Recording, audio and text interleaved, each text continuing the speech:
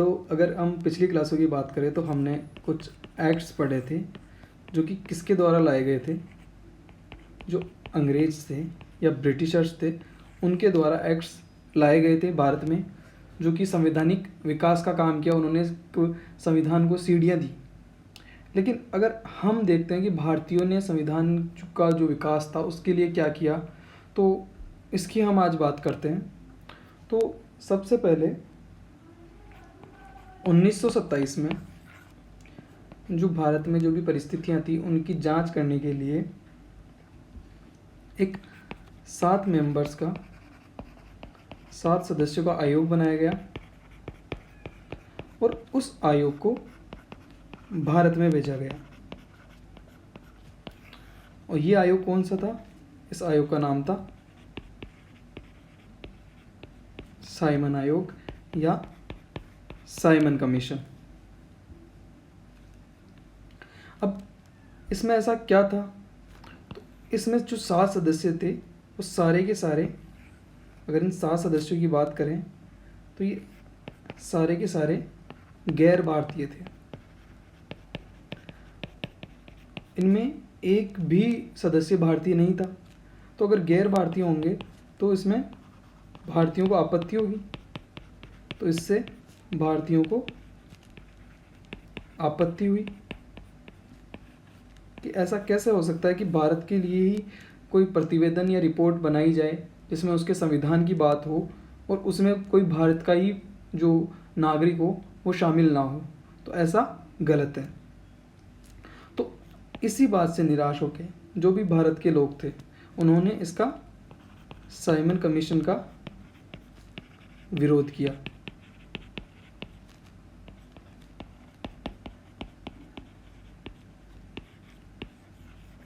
विरोध भी कैसे किया? जो हम पढ़ते आ रहे हैं साइमन गो बैक के नारे लगाए, साइमन गो बैक के नारे लगाए, तो ये सब कहने की बातें थी।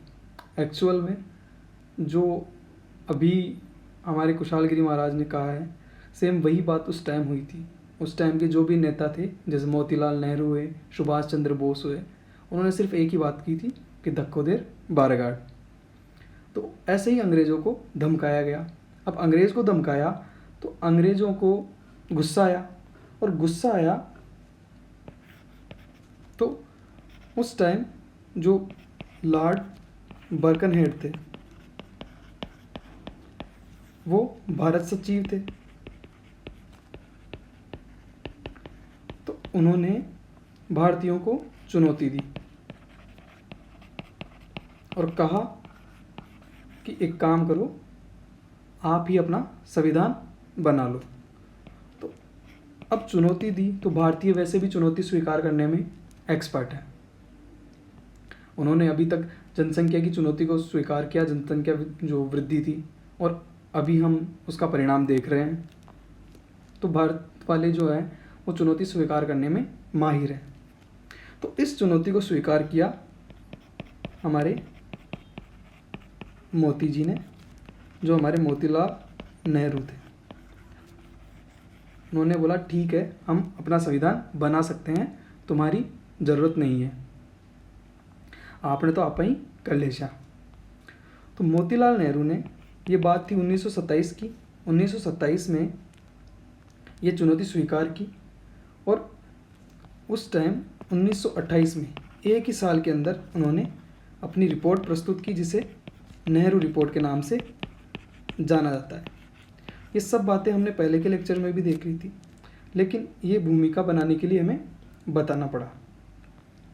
अब हम बात करते हैं, जो आज का लेक्चर हमारा मेनली है वो है नेहरू रिपोर्ट के ऊपर। तो क्या थी ये नेहरू रिपोर्ट, क्या इसकी अनुशंसा थी? तो इसके बैकग्राउंड के बारे में हमने जान लिया। अब इसके बारे में हम देखते हैं कि ये क्या थी। पहली बात, जब भारतीयों ने ये चुनौती स्वीकार की तो उस टाइम केवल ये नहीं था कि ओनली कांग्रेस इसका प्रतिनिधित्व कर रही थी, और भी दल थे या और भी नेता थे। तो उन्होंने सब ने इसमें अपना सहयोग दिया। इसलिए नेहरू रिपोर्ट जो थी उसको जो बनाने में जो समिति थी वो सर्वदलीय समिति थी, किसी एक दल की समिति नहीं थी। सेकंड पॉइंट आता है कि ये जो नेहरू रिपोर्ट थी ये जो हमारा भारतीय संविधान है उसकी अगर कोई पहली रूपरेखा है, भारतीय संविधान की पहली रूपरेखा नेहरू रिपोर्ट को कहा जाता है। और अभी हमने देखा ही था कि साइमन कमीशन था, उनकी चुनौती पर इस रिपोर्ट को बनाया गया। और इस जो समिति थी, इस समिति में कितने सदस्य थे? तो समिति में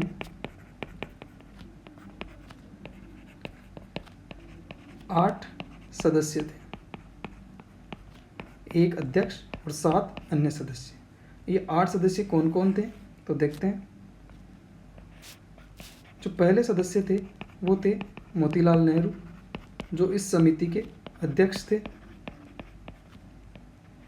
दूसरे थे अली इमाम,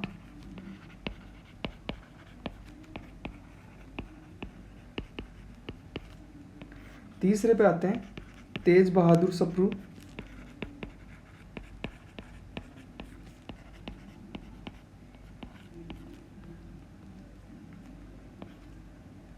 फिर उसके बाद में चौथे नंबर पे आते हैं मंगल सिंह, तो अपने सुभाष सर, सुभाष चंद्र बोस। ये बोस नागौर वाले नहीं है तो ध्यान रखें। MS अनय, उसके बाद में शोएब कुरैशी,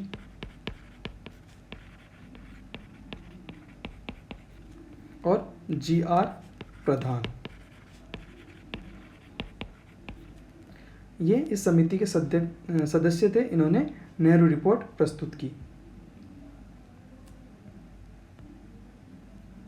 फिर आता है कि नेहरू रिपोर्ट थी तो ऐसे तो है नहीं कि इसे कहीं भी प्रस्तुत कर दिया गया हो, इसे एक बैठक में या एक अधिवेशन में प्रस्तुत किया गया।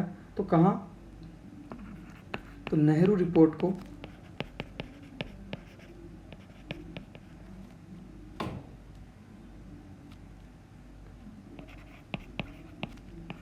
अगस्त 1928 में लखनऊ में हुई बैठक में प्रस्तुत किया गया।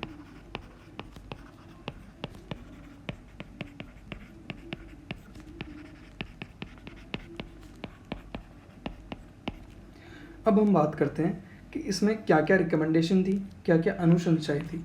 तो अनुशंसाओं की बात कर लेते हैं या रिकमेंडेशन की बात कर लेते हैं। तो सबसे पहली जो नेहरू रिपोर्ट थी, नेहरू रिपोर्ट में जो डोमिनियन स्टेटस था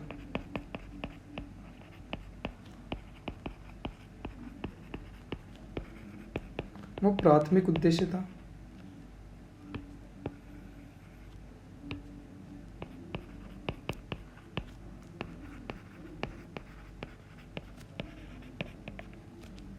जबकि पूर्ण स्वराज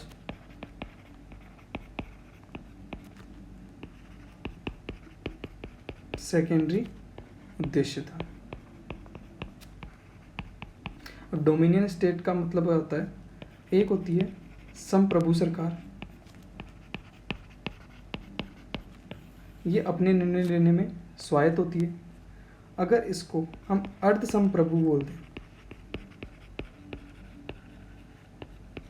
अर्ध संप्रभु का मतलब कि वो अपने कुछ ही निर्णय स्वायत्तता से ले पाए, बाकी जो अदर निर्णय हैं वो किसी दूसरे पे डिपेंड हो, तो उसे कहते हैं अर्ध संप्रभु, और इसे ही हम बोलते हैं डोमिनियन स्टेटस। तो नेहरू रिपोर्ट में ये बात की गई कि जो राज्य हैं उनको स्वराज्य दिया जाए, उनको संप्रभु बनाया जाए, और जो केंद्र होगा उसको अंग्रेज़ों के अधीन रखा जाए। मतलब जो बाहर की नीतियाँ होंगी वो तो अंग्रेज बनाएं, और अंदर की नीतियों पे भारतीयों का जो भी नियम या कानून है वो चले। तो एक तरह से ये अर्ध संप्रभु हो गया, क्योंकि अंदर के डिसीजन तो हम ले सकते हैं लेकिन बाहर के डिसीजन हम नहीं ले सकते। सेकंड आता है इसमें 19 मौलिक अधिकारों की बात की गई, जो हमारे फंडामेंटल राइट्स हैं, ऐसे ही 19 मौलिक अधिकारों की इसमें बात कही गई, जिसमें एक अधिकार वयस्क मताधिकार का था।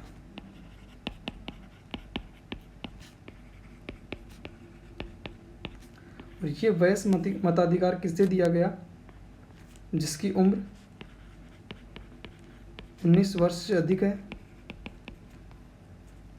और महिला व पुरुष दोनों को वयस्क मताधिकार देने की बात इसमें कही गई।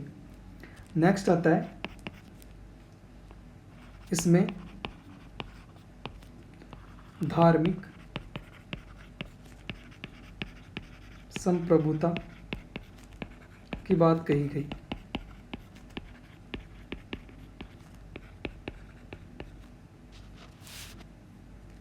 अर्थात भारत धर्म निरपेक्ष राज्य होगा।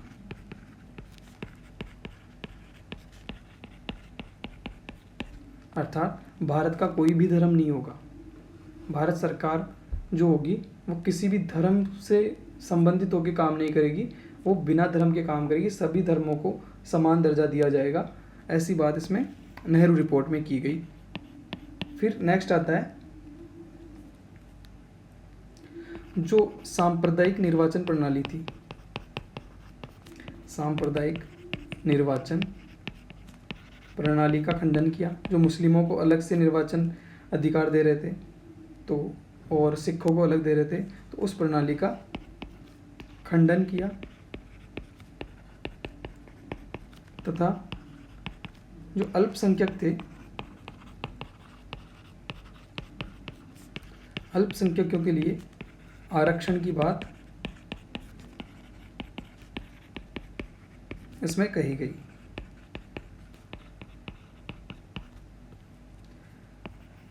अगली अनुशंसा ये थी कि जो गवर्नर जनरल है, जो ब्रिटिश अधिकारी है, वह संवैधानिक मुखिया होगा, संवैधानिक प्रमुख होगा। अब ऐसे तो बचीड़ देने से रहे, उनको अंग्रेज़ों को भी तो राजी करना था, इसीलिए गवर्नर जनरल को इसमें संवैधानिक प्रमुख की भूमिका अदा करने के लिए अनुशंसा की गई। नेक्स्ट आता है सुप्रीम कोर्ट की स्थापना। जो सर्वोच्च न्यायालय है, सुप्रीम कोर्ट की स्थापना की अनुशंसा की गई,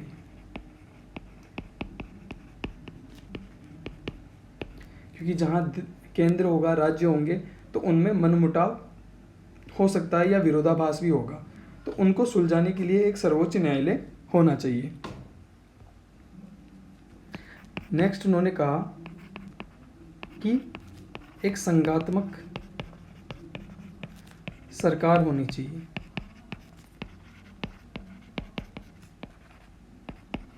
एक फेडरल गवर्नमेंट होनी चाहिए जो पूरे राष्ट्रीय स्तर पे हो और उसमें सत्ता का केंद्रीकरण हो,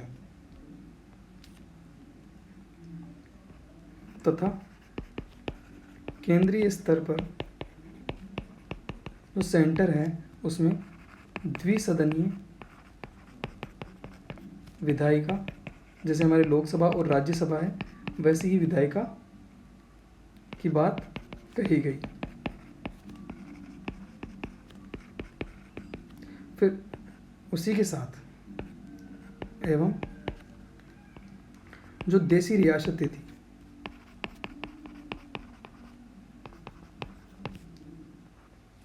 देसी रियासतों के स्वतंत्र अस्तित्व को नकार दिया गया।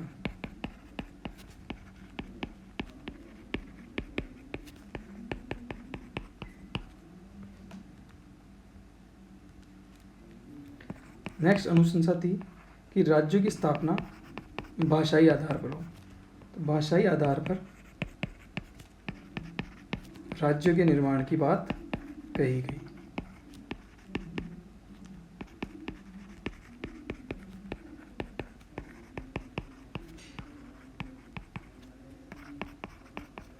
अभी वर्तमान में सबसे पहला राज्य कौन सा था जो भाषाई आधार पर बना?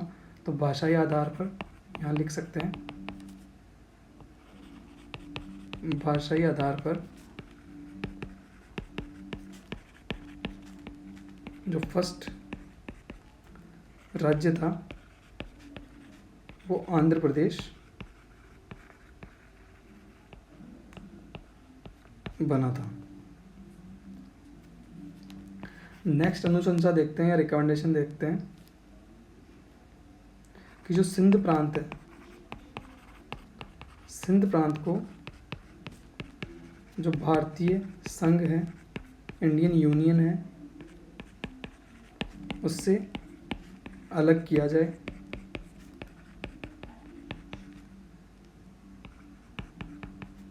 तथा उसे मुस्लिम मेजॉरिटी एरिया घोषित किया जाए या मुस्लिम बाहुल्य क्षेत्र घोषित किया जाए।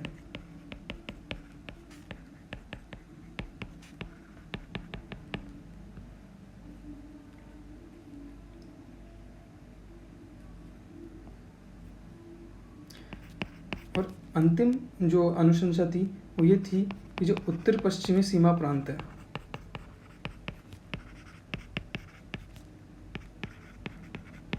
उसे भी भारत से अलग किया जाए या पृथक किया जाए। तो ये अनुशंसाएं थी। पहली कि डोमिनियन स्टेट्स जो थे उनको प्राथमिक उद्देश्य वही था, उनकी मांग पूर्ण स्वराज की थी ही नहीं। 19 मौलिक अधिकार की बात कही गई जिसमें वयस्क मताधिकार भी शामिल था, मतलब इसमें स्त्री और पुरुष दोनों को समान अधिकार देने की बात कही गई। इसमें धार्मिक संप्रभुता की बात कही गई, अर्थात भारत धर्म निरपेक्ष राज्य होगा, उसका कोई भी धर्म नहीं होगा। सांप्रदायिक निर्वाचन प्रणाली का खंडन किया और अल्पसंख्यकों के लिए आरक्षण की बात कही गई कि जहां पर अल्पसंख्यक हो गए उनको उसी अनुपात में आरक्षण दिया जाएगा। और जो गवर्नर जनरल होगा वो संवैधानिक प्रमुख होगा। सुप्रीम कोर्ट की स्थापना भी करी जाए। एक संघात्मक सरकार होनी चाहिए तथा केंद्रीय स्तर पर द्विसदनीय विधायिका की बात कही गई और देशी रियासतों के स्वतंत्र अस्तित्व को नकार दिया कि आप स्वतंत्र नहीं रहोगे, आपको उठा के यहाँ ले लेंगे। और जो भाषाई आधार पर राज्य हैं उनके निर्माण की बात इसमें कही गई। और जो सिंध था उसको भारतीय संघ से अलग कर दिया जाए और उससे मुस्लिम बाहुल्य क्षेत्र घोषित किया जाए। लेकिन ध्यान देने योग्य बात यह है कि जो उत्तरी पश्चिमी सीमा प्रांत था उसे अलग तो किया गया इस अनुशंसा में, लेकिन उसको मुस्लिम बाहुल्य क्षेत्र घोषित करने की कहीं भी बात नहीं की गई। ओनली सिंध को मुस्लिम बाहुल्य क्षेत्र घोषित करने की बात कही गई। फिर जब ये रिपोर्ट मुस्लिम लीग ने पढ़ी तो मुस्लिम लीग ने उसमें कुछ सुधार करने को कहा। तो हम देखते हैं कि नेहरू रिपोर्ट में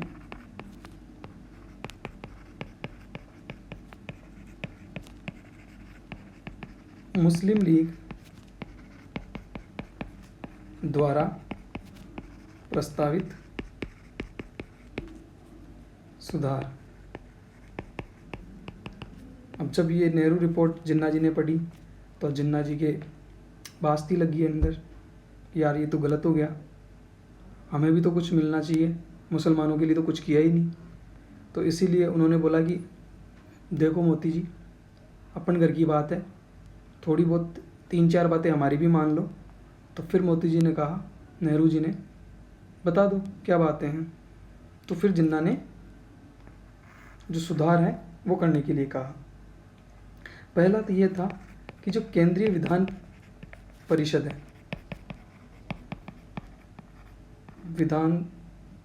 है, जो लोकसभा और राज्यसभा है, उसमें 1/3 बहुमत अर्थात 1/3 बहुमत दिया जाए, अर्थात 1/3 सीटों पर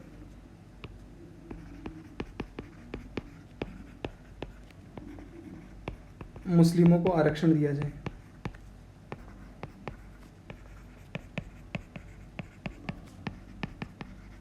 अर्थात 100 सीटें हैं तो 100 में से लगभग 33 सीटें मुस्लिमों के लिए आरक्षित रखी जाए। नेक्स्ट आता है बंगाल और पंजाब में आरक्षण वहाँ की मुस्लिम जनसंख्या के आधार पर दिया जाए। अगर वहाँ 90% मुस्लिम है तो वहाँ 90% आरक्षण मुस्लिमों को दिया जाए।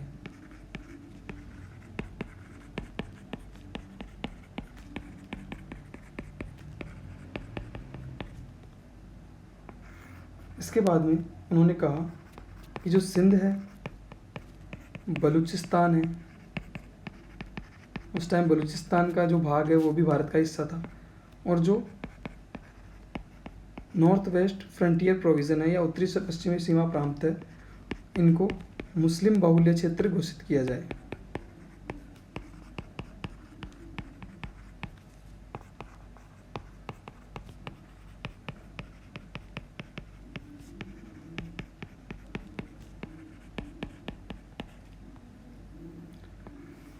और नेक्स्ट जो सुधार था वो बताया कि जो अवशिष्ट शक्तियां हैं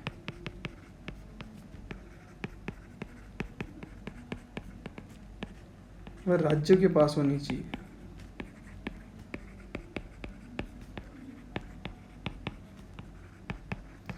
मतलब अगर भविष्य में कोई कानून बनाने की नौबत आए, नया कानून बनाने की नौबत आए, तो वो पावर राज्य को देनी चाहिए कि राज्य उस पर कानून बना सके।